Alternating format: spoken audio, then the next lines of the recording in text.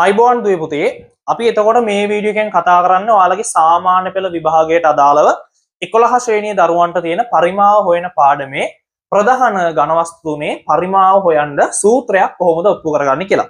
ඉතින් ගොඩක් ළමයිට ප්‍රශ්නයක් තමයි මෙන්න මේ 11 ශ්‍රේණියේ අපිට හොයන්න තියෙනවා සමචතුරස්‍රාකාර ආධාරකයක් සහිත පිරමීඩයක පරිමාව, ඒ වගේම කේතුවක පරිමාව, ඒ වගේම ගෝලයක පරිමාව. ඉතින් ගොඩක් ළමයිට ප්‍රශ්නයක් මෙන්න මේ තුනේ සූත්‍රයක් කොහොමද අපි පරිමාව හොයන්න ඔප්පු කරගන්නේ, එහෙම නැත්නම් කොහොමද මතක තියාගන්නේ කියලා. ඉතින් මම කියනවා ඔයා 10 වසරේ 11 ශ්‍රේණියේ ඉන්න දරුවෙක් නම් අනිවාර්යෙන් මේ වීඩියෝ එක ඉවර වෙනකම් බලන්න. ඔයාට අදහසක් ගන්න පුළුවන් කොහොමද මේ තුනට පරිමාව හොයන්න සූත්‍රයක් ඔප්පු කරගන්නේ, ඒ වගේම මතක තියාගන්නේ කියලා. ඉතින් එකපාරට බය වෙන්න එපා, මෙතන රූප ගොඩක් තියෙනවා. ඉතින් මෙතන මම මේ රූප ටික ඇඳලා තියෙන අපේ 11 ශ්‍රේණියේ සිලබස් එකට අදාළව මේ පාඩමේදී අදාළ වන ඔක්කොම රූප ටික මේ වීඩියෝ එක ගොඩක් බිග් ගැස් වෙන එක නවත්තන්න. ඉතින් මම එකපාර රූප ටික ඇඳගෙනම වීඩියෝ එක පටන් ගත්තා. හරි. අපි යම් පුතේ පළවෙනි එක්කෙනා අපි ගාව ඉන්නවා සමචතුරස්‍රාකාර ආධාරකයක් තියෙන පිරමීඩයක්. ඉතින් පුතේ එයා අපිට කියලා දෙනවා මේ සමචතුරස්‍රාකාර ආධාරකයක් තියෙන පිරමීඩේ පැත්තක දිග a ලු මෙයාගේ ඍජු උස h ලු අපිට කියනවා මෙයාගේ පරිමාව හොයන්න සූත්‍රයක් ගන්නලු. හරි. අපිට දීලා තියෙන්නේ පැත්තක දිග සමචතුරස්‍රාකාර ආධාරකයේ පැත්තක දිග a කියලා දීලා තියෙනවා. උස h කියලා දීලා තියෙනවා. ඉතින් පුතේ අපිට මේ ආශ්‍රයෙන් ගන්න බෑ. ඉතින් අපි පොඩ්ඩක් මේ පැත්තට આવොත් මෙතන තියෙනවා ඝනකාභයක්. මේ ඝනකාභයේ විශේෂත්වය මොකද්ද? පුතේ මේ ඝනකාභයේ මෙන්න මේ පිරමීඩයේ උසටම සමානයි. මේ පිරමීඩයේ උස h, මෙයාගේ උසත් h. ඒ වගේම මෙයාගේ මේ බලන්න දිගයි පළලයි. එහෙම නැත්නම් මේ සමචතුරස්‍රාකාර ආධාරකෙමයි මෙතනක් තියෙන්නේ මේ දිග පළල a1. ඉතින් එයා කියනවා පුතේ අපි ගත්තොත් මෙන්න මෙයාගේ පරිමාව x කියලා. අපි මෙයාගේ පරිමාව x කියලා ගත්තොත් එයා කියනවා මෙයාගේ පරිමාව වෙනවලු 3න් 1යි x. ඒ කියන්නේ මෙයාගේ පරිමාව වගේ 3න් 1ක ගුණයක් තමයි මෙයා. එහෙම නැත්නම් මෙයා වගේ මෙයාගේ පරිමාව වගේ 3 ගුණයක් තමයි මේ ඝනකාභය. ඉතින් එහෙම වෙන්න එපේ පුතේ. දැන් බලන්න අපි මෙයා දිහා බැලුවොත් මෙයාගේ පරිමාව මෙයා ඔහොම සමාන්තරව විහිදෙන්නේ. මෙයා උඩට යන්න යන්න කුඩා වෙනවා. එතකොට අනිවාර්යෙන් මෙයාගේ පරිමාවට වඩා මෙයාගේ පරිමාව වැඩි වෙන්න ඕනේ. හරි. ඉතින් අපිට මෙන්න මෙයා හොයාගත්තා නම් හරි. ඉතින් මේ x කියලා මම ගත්තේ පුතේ මෙන්න මේ ඝනකාභයේ පරිමාව. ඉතින් මේ ඝනකාභයේ පරිමාව අපි දන්නවා දිග වැඩි කිරීම පළල වැඩි කිරීම උසෙන් ගන්න පුළුවන්. දිග කවුද? අපි ගන්නවා දිග a, පළල කවුද? පළලත් a. උස අපිට ගන්න පුළුවන් h කියලා. උස අපිට ගන්න පුළුවන් h කියලා. ඔන්න පුතේ අපි මෙන්න මේ x කියන කෙනා එහෙම නැත්නම් මෙන්න මේ ඝනකාභයේ පරිමාව හොයාගත්තා. ඉතින් මෙතන අපි දැන් කතා කරා මෙයා x නම් මෙයා 3න් 1යි x. එහෙනම් අපිට මෙන්න මෙතෙන්ට x ආදේශ කරන්න පුළුවන් මෙන්න මෙයාට. මෙයා ඉන්නවා මෙතන 3න් 1යි. x වෙනුවට අපිට ලියන්න පුළුවන් පුතේ a වැඩි කිරීම h කියලා. ඉතින් a ගෙන් වැඩි කරාම පුතේ අපිට එනවා a වර්ග කියලා. මෙතන h කියලා ලියන්න පුළුවන්. ඉතින් අපිට මෙයාට සරලව ලියන්න පුළුවන් 3න් 1යි a වර්ග h කියලා. ඉතින් පරිමාව අපිට v කියලා සංකේතවත් කරලා මෙන්න මෙහෙම මෙන්න මේ සමචතුරස්‍රාකාර ආධාරකයක්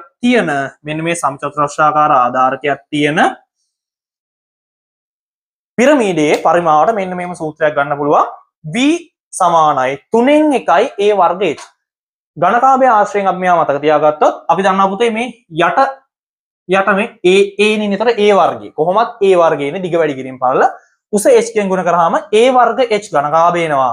ඉස්සරහට 3න් 1 දැම්මනම් ඔන්න අපිට පිරමීඩයේ පරිමාව එනවා. ඔන්න ඔහොමයි පුතේ එයාගේ පරිමාවට අපි සූත්‍රයක් ඔප්පු කරගන්නේ. හරි. අපි දැන් එමු මෙන්න මේ කේතුව ගාවට. හරි.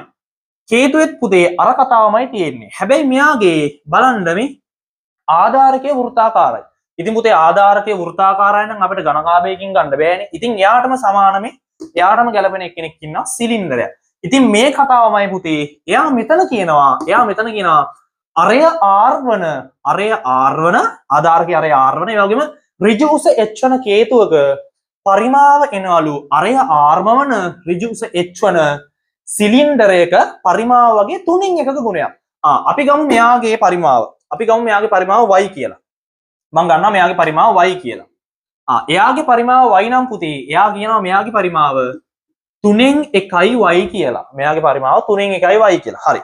ඉතින් අපි y ට ප්‍රකාශයක් ගත්තොත් අපි 10 වසරේදී කතා කරනවා මේ සිලින්ඩරයේ පරිමාව කොහොමද හොයන්නේ කියලා. පුතේ සිලින්ඩරයේ පරිමාව හොයන්නේ කොහොමද අපි? හරස්කඩ වර්ගඵලය වැඩි කිරීම උස. මෙයාගේ හරස්කඩ වර්ගඵලය කියන්නේ පුතේ වෘත්තයක්. අපි ඒක දන්නවානේ. ඉතින් වෘත්තයේ අරය r කියලා අපිට දීලා තියෙනවා නම් අපිට හොයන්න පුළුවන් මෙයාගේ වර්ගඵලය 5r වර්ග. අපි දන්නවා 5r වර්ග. හරි. අපි මෙතන ලියාගමු 5r වර්ග. ඔන්න පුතේ හරස්කඩ වර්ගඵලය. ඔන්න හරස්කඩ වර්ගඵලය අපිට ආවා 5r වර්ගය. ඉතින් මෙයා අපි h කියෙන් ගුණ කරොත් අපිට එනවා මෙන්න මේ සිලින්ඩරයේ පරිමාව. ඉතින් ඔන්න අපි y හොයාගත්තා. ඔන්න අපි y හොයාගත්තා මේ තියෙන සිලින්ඩරයේ පරිමාව. ඔන්න අපි y හොයාගත්තා. ඉතින් මෙන්න මේ 3න් එකයි y කියන කෙනාට මෙයා ආදේශ කරාම අපිට එනවා මෙන්න මෙහෙම. 1ට 3යි y වෙනකොට අපිට දාන්න පුළුවන් පුතේ 5r වර්ග h කියලා. ඉතින් මෙයා අපි v දාලා ලියමු. v දාලා ලියමු. 3න් එකයි 5r වර්ග h. ඔන්න පුතේ අරය r වන උස h වන හේතුවක පරිමාව හොයන සූත්‍රය. ඉතින් ඔයාලට මේක සරලව මතක තියාගන්න පුළුවන්. සිලින්ඩරයේ වර්ගඵලය සිලින්ඩරයේ හරස්කඩ වර්ගඵලය වැඩි කිරීම උස එනවා අපිට පරිමාව. ඒ කියන්නේ 5r වර්ග වැඩි කිරීම h. ඒක අපි 10 වසරේදී පාඩම් කරගත්තානේ. ඉතින් මේක ඉස්සරහට අරගේ වගේ 3 එක දාන්න. මේකේ අපි a වර්ග h ආවේ. මේකේ a වර්ග h ආවේ මොකද ඝනකාභයක් හින්දා එයාගේ ඉස්සරහට 3 එක දැම්ම. මෙතන 5r වර්ග h එකක් ආවේ. මෙතන 5r වර්ග h එකක්. ඇයි 5r වර්ගයක් ආවේ? මෙතන ඉන්නේ වෘත්තයක් සිලින්ඩරේ. මෙතන ඉන්නේ යට සමචතුරස්‍රයක් නිසා. හරි. ඉතින් ඉස්සරහට 3 එක දාලා ඔයාලට මතක තියාගන්න පුළුවන්. අරයා 3න් එකයි a වර්ග h, මෙයා 3න් එකයි 5r වර්ග h. හරි. දැන් එමු පුතේ අපි අවසාන එක්කෙනා මෙන්න මේ ගෝලය ගාවට. හරි. ඉතින් ගෝලය ගාවට ආවම පුතේ අපිට ඉස්සල්ලාම පරිසිලින්ඩරය ගැන කතා කරන්න වෙනවා. ඉතින් අපි 10 වසරේත් කතා කරනවා. කවුද මේ පරිසිලින්ඩරය කියන්නේ? පුතේ පරිසිලින්ඩරය කියන්නේ මෙන්න මේ අරය r වන ගෝලයේ. අරය r වන ගෝලයේ විස්කම්භයට සමාන විස්කම්භයක් තියෙන. මෙයාගේ විස්කම්භයට සමාන. ඒ කියන්නේ මෙයාගේ අරය r නම් මෙයාගේ හරස්කඩ අරය r සහ මෙයාගේ උසත් මෙයාගේ උසම වෙන. මෙයාගේ උස h නම් මෙයාගේ උසත් h ගත්තොත් අපිට h ලියන්න පුළුවන් මෙන්න මෙහෙම. මෙතන නම් මෙතෙන්ට අපිට පුතේ r කියලා ලියන්න පුළුවන් නේ. මෙතන නම් මෙතෙන්ට r කියලා ලියන්න පුළුවන්. එතකොට අපිට ලියන්න පුළුවන් මේ h සමානයි 2r කියලා. මේ h සමානයි අපිට ලියන්න පුළුවන් පුතාලා 2r කියලා. හරි. ඉතින් මොකක්ද අපි පරිසිලින්ඩරය කිව්වේ? මෙන්න මේ අරයම තියෙන හරස්කඩට අරය r ම තියෙන මේ වෘතයේ උසටම සමාන උසක් තියෙන සිලින්ඩරයට අපි කියනවා එන්න ඒ ගෝලයේ පරිසිලින්ඩරය කියලා. ආයෙ මතක් කරමු. ගෝලයේ පරිසිලින්ඩරය කියන්නේ මෙයාගේ අරයම හරස්කඩට අරය වගේ තියෙන, ඒ කියන්නේ මෙයාගේ උසටම, ඒ කියන්නේ 2r උසක් තියෙන සිලින්ඩරයට අපි කියනවා ඒ ගෝලයේ පරිසිලින්ඩරය කියලා. ඉතින් පුතේ එයා කියනවා මෙන්න මේ ගෝලයේ පරිමාව. මම ගන්නවා මේ ගෝලයේ පරිමාව අපි x කියලා ගත්තා අතන, මෙතන y කියලා ගත්තා. මෙයා z කියලා ගත්තොත් එයා කියනවා පුතේ අපි මෙයා ගමුකෝ z කියලා ඉස්සරලාම පරිසිලින්ඩරයේ පරිමාව z.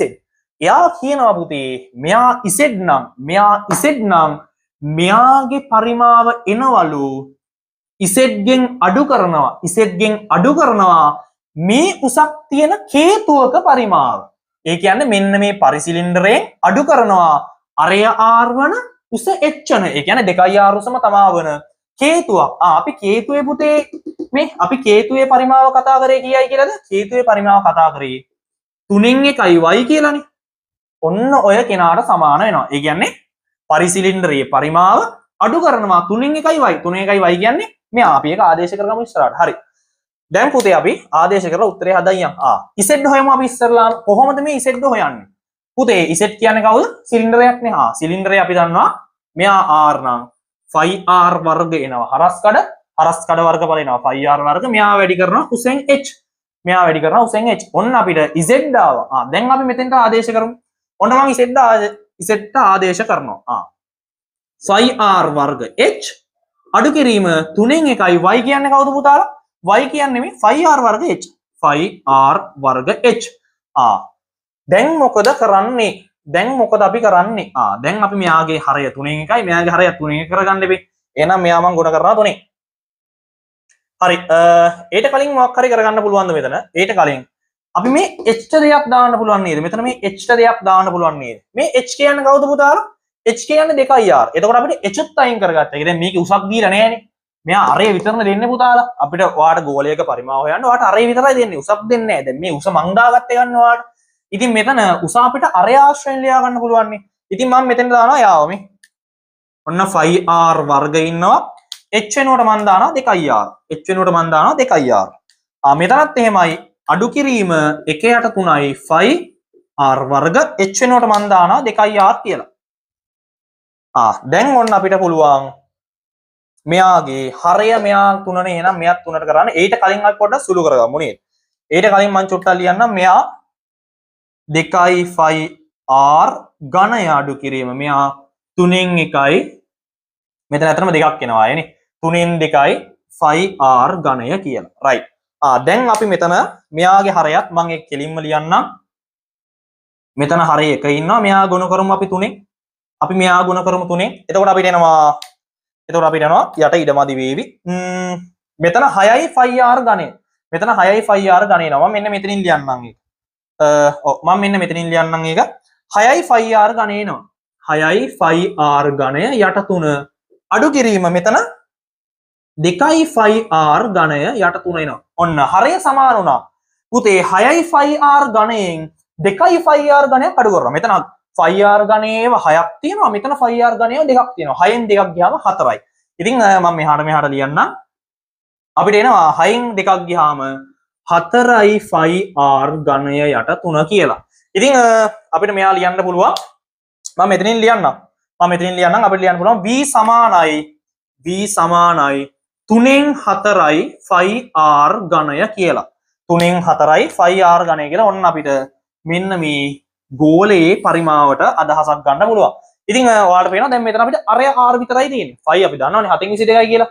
අරය දුන්නාම අපිට කෙලින්ම මේකට ආදේශ කරලා හදා ගන්න පුළුවන්. ඉතින් මම හිතනවා ඔයාලට මේ කොටස පැහැදිලි වෙන්න ඇති කියලා. ඉතින් එහෙනම් අපි මේ වීඩියෝ එක මෙතනින් ඉවරයි. ඉක්මනින්ම තවත් අලුත් වීඩියෝ එකකින් හම්බෙමු. ඉතින් අපේ Facebook page එක follow කරලා තියාගන්න. එහෙම නැත්නම් අපේ YouTube channel එක subscribe කරලා තියාගන්න. ඔයාලට මේ වගේ වීඩියෝ නිතර බලලා ඔයාගේ දැනුම වර්ධනය කරගන්න පුළුවන් වෙයි. එහෙනම් හැමෝටම ආයුබෝවන්.